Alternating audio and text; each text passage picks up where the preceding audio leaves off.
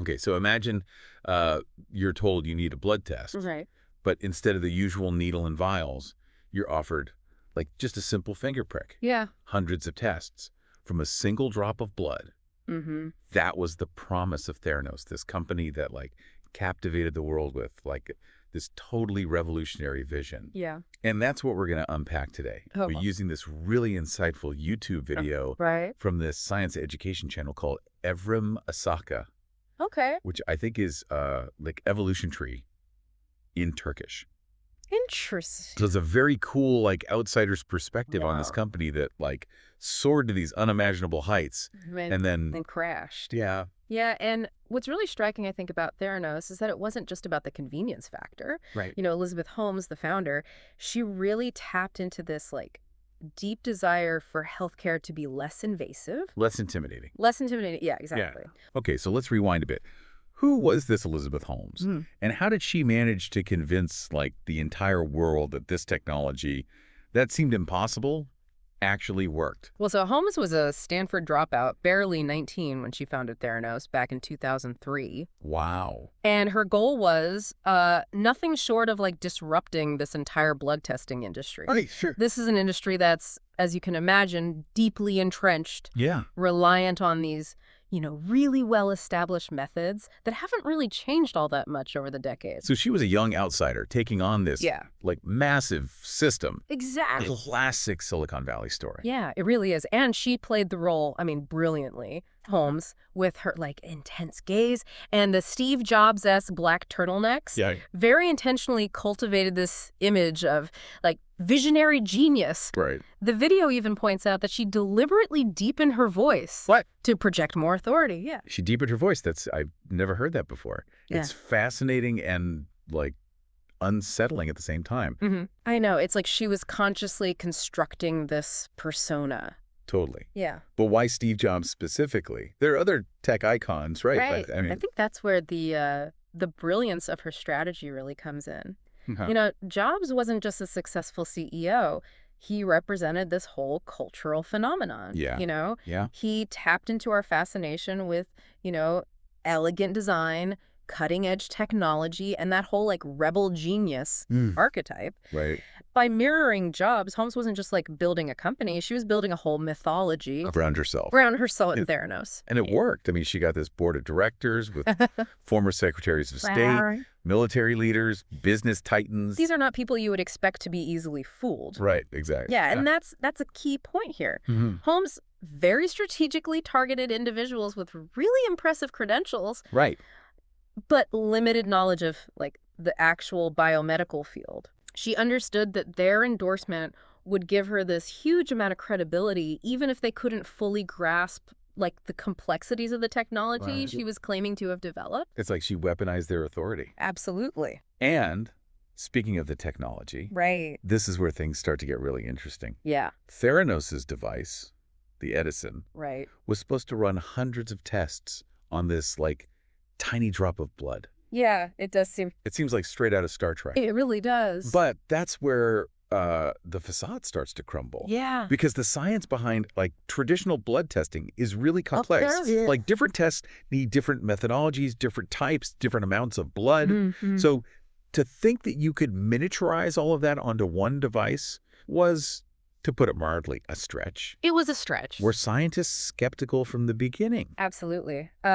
The video really highlights how engineers and lab technicians, they raised concerns very early on. They knew that Holmes's vision, while compelling, it was scientifically, like, implausible. Wow. But their voices were drowned out by just the hype Like, and the sheer force of Holmes's personality. it's incredible how she managed to just silence those doubts. Well, this is where I think the manipulation really comes in. Okay. Holmes was very masterful at controlling the narrative. She fostered this culture of secrecy and fear within Theranos, Mm-hmm. punishing dissent and rewarding loyalty. So even if someone knew the truth, They wouldn't speak up. they were afraid to speak up. Exactly. And those who did, like Tyler Schultz, Right. the grandson of a board member, Yeah. they were ostracized. Ostracized and threatened. Hold on. Yeah. Tyler Schultz. He ended up being the whistleblower He did, yeah. who exposed the whole thing. He did. But that's a story for a little bit later. For now, let's focus on how Theranos managed to operate in secrecy for so long. The company claimed to be running all these tests on the Edison, but in reality, only a small, tiny fraction of the tests were actually done on that device. So they were using traditional methods all along. Pretty much, yeah. Wow. Behind this, sleek facade of innovation, Right. Theranos was largely relying on the same technology they claimed to be disrupting. Wow. And this deception obviously had serious consequences. Right. That's what I find so disturbing about this whole story. Yeah. It wasn't just about a failed company Right. or like a bruised ego. Mm. It was about people's lives being put at risk. Exactly, yeah. Yeah, it really is chilling to think about, how many people could have been impacted by these inaccurate results? It is. People making these huge healthcare decisions Mm-hmm. based on, faulty data. Yeah, precisely. The video actually shares a pretty harrowing example of a man who adjusted his medication based on a Theranos blood test. Oh, wow. And then he suffered a heart attack just a month later. Oh, my God. It's a pretty stark reminder that, the consequences went far beyond just financial loss here. Right. And it wasn't just, isolated incidents. No. There must have been so many people who were affected. There were thousands of blood tests being processed. Wow. What's even more disturbing is that they were actively trying to cover up their failings. Really? They suppressed unfavorable data, Wow. intimidated employees who raised concerns, and even deleted patient data. To avoid detection. To avoid detection, yeah. It's like they were more concerned with protecting their image than with their patients. Yeah, shocking disregard for ethics and human life. Totally. Yeah. So how did the truth come out? We talked about Tyler Schultz earlier. Right. What was his role in all of this? Well, so Tyler's story is one of incredible courage and integrity. Mm-hmm. So he started working at Theranos right out of college. Okay. Super excited to be a part of something that seemed revolutionary. Right. But he realized pretty quickly something was off. The science just didn't add up. Right. The company culture felt almost like a cult Mm. than a legitimate scientific enterprise. So what did he do? He tried to raise his concerns internally, but of course met with hostility, threats. Yeah. This was a company that, again, really cultivated a culture of fear. Right. So anyone who, questioned the narrative was quickly silenced. Mm-hmm. So Schultz took a huge risk and decided to contact John Carreyrou, Oh, right. a Wall Street Journal reporter Mm-hmm.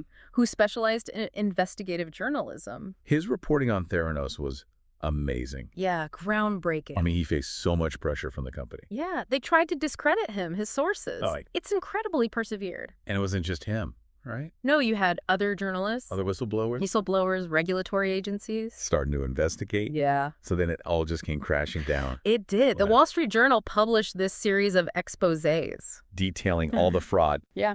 The fraudulent practices. So then federal agencies launched investigations, lawsuits were filed, Right. and this company that was once valued at billions of dollars Right. just dissolved. Gone, yeah. What happened to Elizabeth Holmes and her partner, Ramesh Sunny Balwani, Well, they were both charged with multiple counts of fraud and conspiracy? and conspiracy, yeah. So the trial was pretty highly publicized, right? It was. Holmes, she tried to portray herself as a victim, Of circumstance. but the evidence was just overwhelming. Right. And the jury found them both guilty. So justice was served.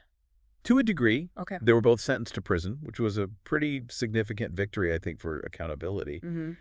But some people argue that the punishment wasn't severe enough given all the harm that Theranos caused. Right. I mean, it's complicated It is. because you've got these individuals who, knowingly misled investors and patients, Right. put lives at risk. Yeah. But then there's the whole system that enabled them. What about the investors who just poured millions into this company Yeah. without doing their homework? Without any due diligence. And what about the regulatory agencies? How did they not catch this sooner? That's a great point. It wasn't just about the actions of a few individuals. It was really about systemic failures. Mm-hmm.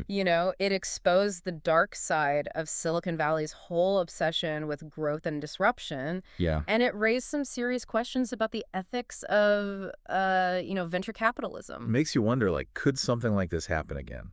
That's the million-dollar question, isn't it? Yeah. There have been calls for much greater regulation in the tech industry, particularly when it comes to things like healthcare, Right. where the stakes are so high. Right. Yeah. And there's also a growing awareness, I think, about the importance of ethical considerations in business and technology. It's not all about moving fast and breaking things. No, it's not. And what about the human costs? We talked about the patients, but there were others who suffered too, right? You're right. The video actually highlights this tragic story about Ian Gibbons, Oh, wow. a brilliant scientist at Theranos. Mm-hmm. He got caught in the crossfire of a patent lawsuit, Right. pressured to defend the company's claims, Which he knew were lies. even though he knew they were based on lies. Oh, gosh. The stress, the fear, it was all just overwhelming for him. Wow. And he ended up taking his own life. That's just heartbreaking. It is. It really adds another layer of tragedy to an already devastating story. It really does. And it underscores the fact that this corporate wrongdoing, Yeah. it can have these ripple effects. That extend far beyond the immediate victims. Way beyond it. In Theranos' case, the deception not only harmed patients, but also destroyed lives and careers.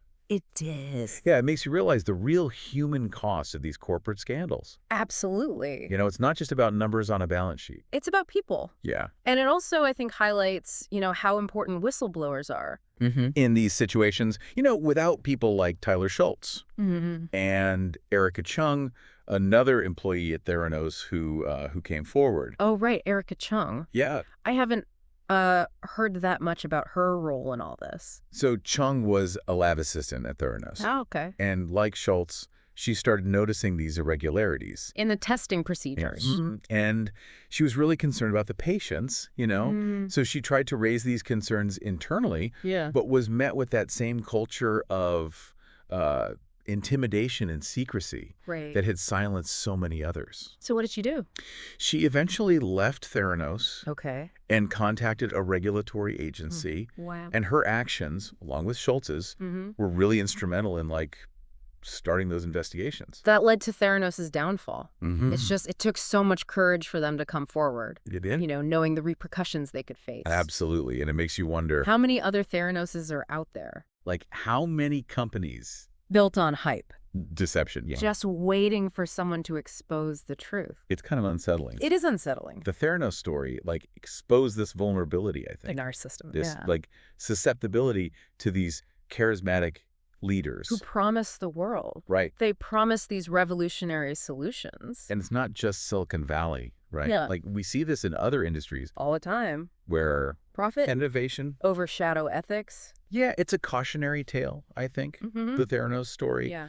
We can't just blindly trust people who claim to have all the answers. Right. We have to be critical thinkers, question assumptions. Demand evidence. Absolutely. And it also, highlights the importance of a free press. A free and independent press. Yeah, without investigative journalism. These stories might never be told. Exactly. Journalists like John Carey-Rue play such a vital role in holding, the powerful accountable. And informing the public. So what can we do? What can we as individuals do to prevent something like Theranos from happening again? It's a big question. Yeah, it feels overwhelming, the system's just rigged. It's easy to feel that way, but we're not powerless. Okay. I think we can start by being informed. Informed consumers, do your research, ask questions. Don't be afraid to challenge authority. Don't be swayed by, hype and celebrity endorsements. Exactly. Look for evidence. Not just promises. Support companies that prioritize ethical practices. Transparency. And if something seems wrong... Don't be afraid to speak up. Yeah, absolutely. Whether it's reporting, unethical behavior, or just, raising concerns with friends or colleagues. Our voices matter. It really is a reminder that we all have a role to play in creating a more ethical world, a more just society. Well said. This deep dive into Theranos has been just fascinating. Yeah. And really thought-provoking, so. Thank you for joining us. Thanks for listening, everyone. And, until next time. Stay curious. Stay informed. And don't be afraid to question the status quo. Absolutely.